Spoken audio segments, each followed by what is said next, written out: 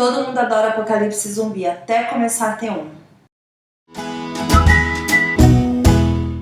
Minha dica de livro para ler no ônibus é o The Walking Dead Invasão, de Jay Bonanzinga e Robert Kirkman, publicado no Brasil pela Galera Records. O livro faz parte da coleção The Walking Dead e esse é o 6º volume. Para quem não sabe, The Walking Dead começou como HQ e depois que se transformou na série de sucesso da AMC que a gente tanto ama. Somente depois que o Kirkman deu início à saga dos livros, mostrando um pouquinho mais de detalhe da história do personagem do governador e de Woodbury. Nesse livro, Woodbury está devastada e existem 2 grupos sobreviventes tentando seguir os seus próprios interesses. Tem zumbi, tem guerra e tem história para consumir em pouquíssimo tempo, porque a leitura é super dinâmica. Fica a dica.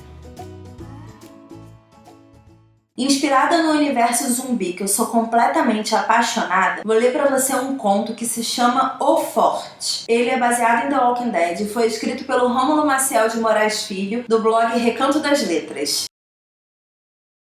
As quase 100 pessoas dispostas ao redor da arena gritavam em êxtase. O espetáculo de sangue acabara. 10 zumbis comiam as tripas de 2 homens que gritavam como crianças. Era barbárie. Dom Mateus, como assim exigia que todos o chamassem, acenou com as mãos e os 2 zumbis foram alvejados pelos guardas e caíram. Toda quinta-feira, os degradados do Forte das 5 Pontas, ou qualquer um que fosse encontrado vivo fora dos muros pela guarnição de Dom Mateus, eram postos para lutar entre si ou contra mortos-vivos, para deleite dos habitantes da fortificação. Alguns não gostavam, mas não se opunham, por medo do seu governante. Ele era a lei, e dura lex, sed lex.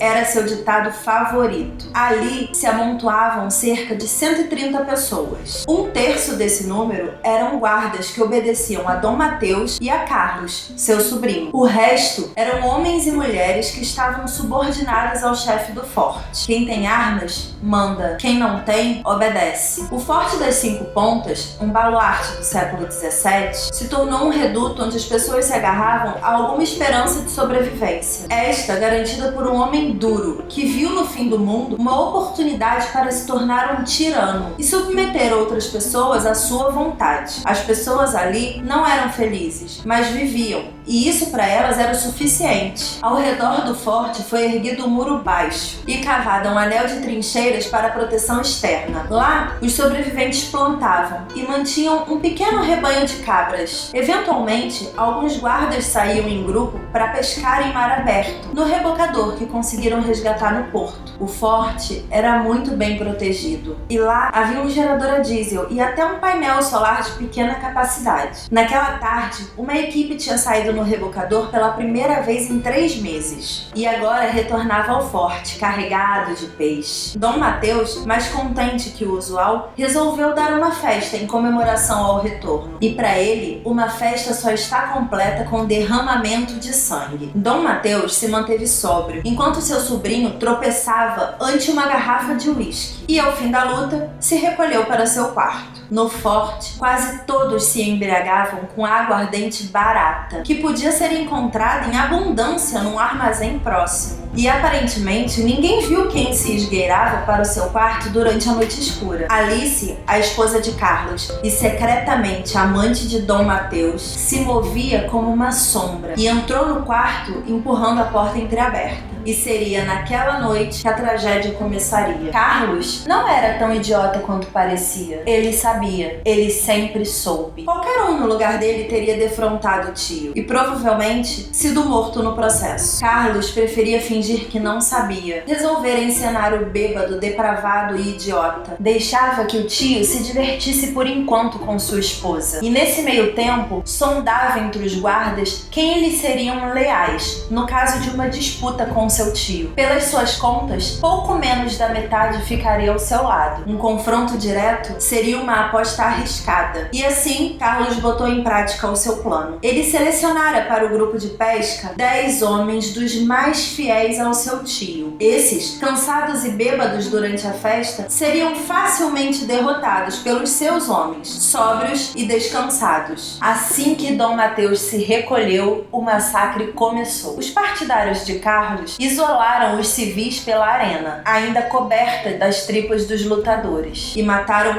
todos os outros guardas. As pessoas gritavam, choravam, mas nenhuma reagiu. Todos sabiam que Carlos poderia ser ainda pior que Dom Mateus. Muito pior. Ele ordenou que 10 dos seus homens se certificassem que não havia mais nenhuma oposição ao seu controle e se dirigiu para o quarto do seu tio. Tiros ressoavam pelo forte e ali, sob o brilho de uma lua de sangue que nascia no horizonte, Dom Mateus estava isolado em seu quarto, com Alice nua ao seu lado, tremendo diante do destino que ambos sabiam que lhe estaria reservado. Mas Carlos se superaria naquela noite. Ele mostraria o seu lado mais cruel.